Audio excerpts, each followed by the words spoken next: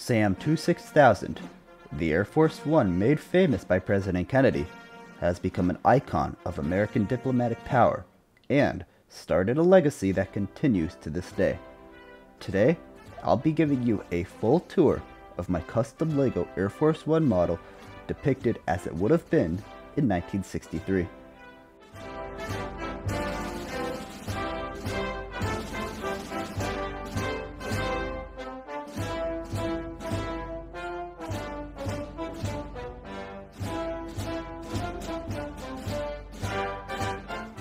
Today, Air Force One is synonymous with the President of the United States and with the Boeing 747. Air Force One represents the pinnacle of American diplomatic power and is one of the most recognized aircraft in the world. The history of presidential air travel stretches back almost a century, starting with President Roosevelt's specially made DC-4 VIP transport aircraft, the Sacred Cow.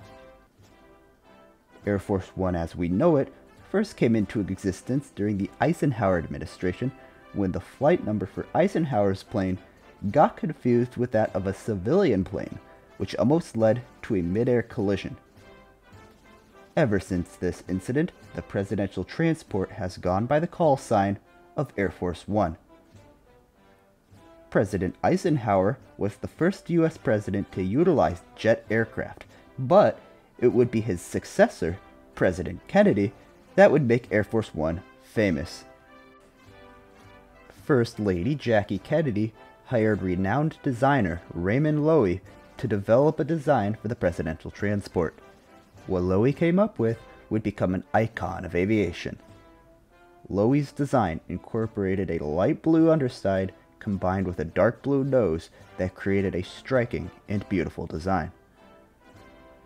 The 707 was the first jet to be used as a presidential transport and was specially made by Boeing to transport the President of the United States. SAM-2 6000 is packing 4 JT3D turbofan jet engines that provide over 17,000 pounds of thrust. Earlier models of the 707 used older and less efficient turbojet engines. Modern jet engines produce considerably more thrust and are significantly more fuel efficient.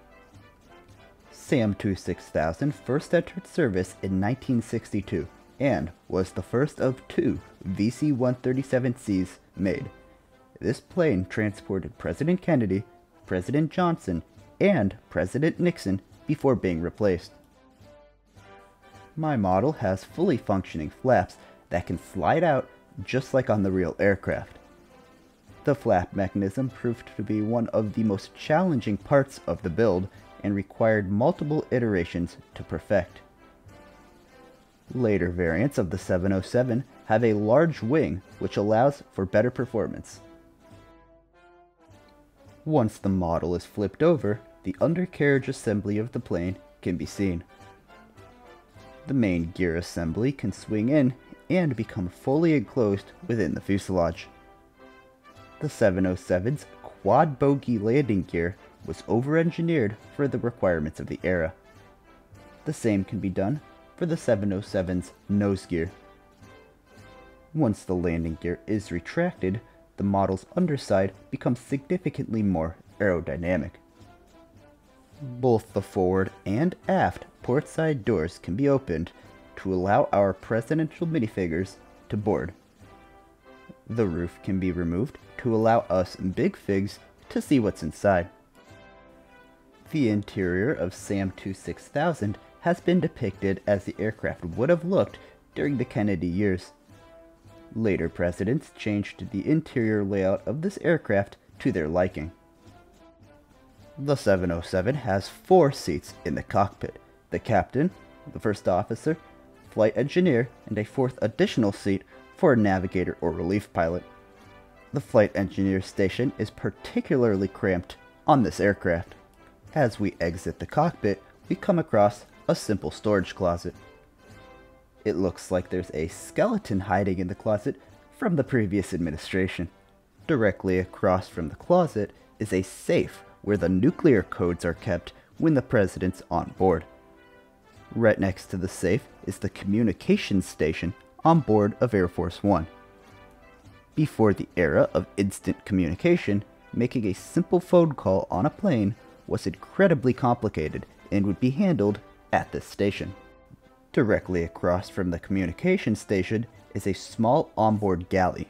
This galley would exclusively serve the president, and apparently President Kennedy, being from Massachusetts, was fond of seafood.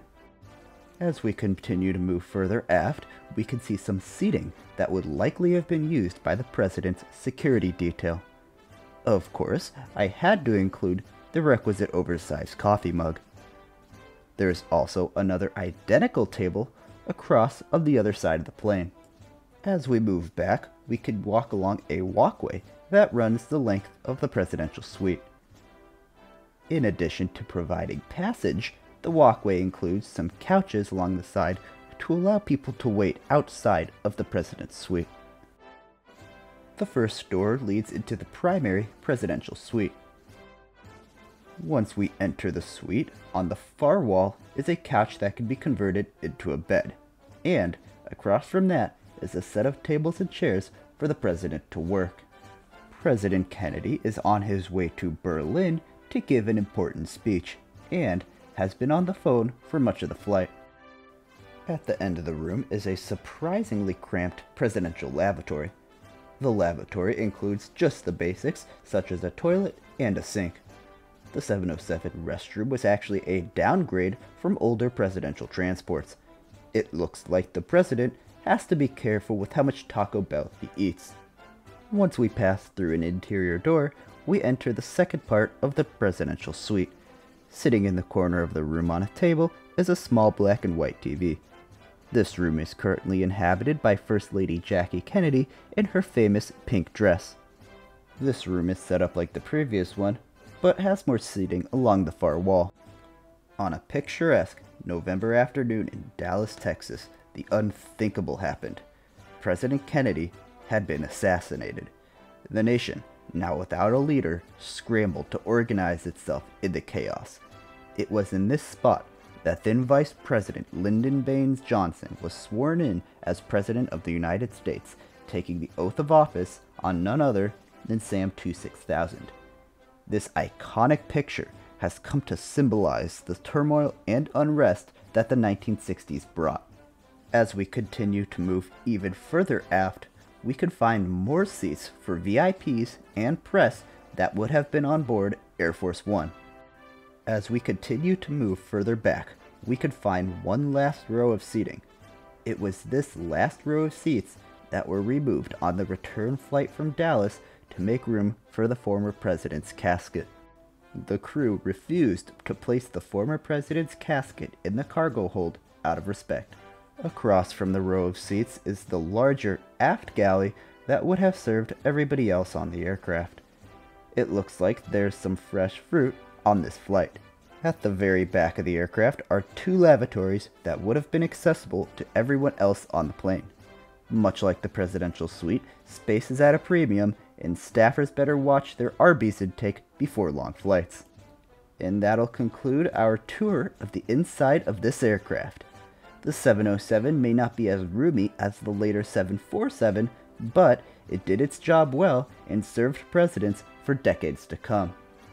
Sam 26000 is one of the most historically significant aircraft of the 20th century. Not only did this airplane define what it means to fly on Air Force One, but it also defined the opulence and optimism of the early 1960s. I've enjoyed building this LEGO model, and I've enjoyed learning about the rich history of this remarkable aircraft.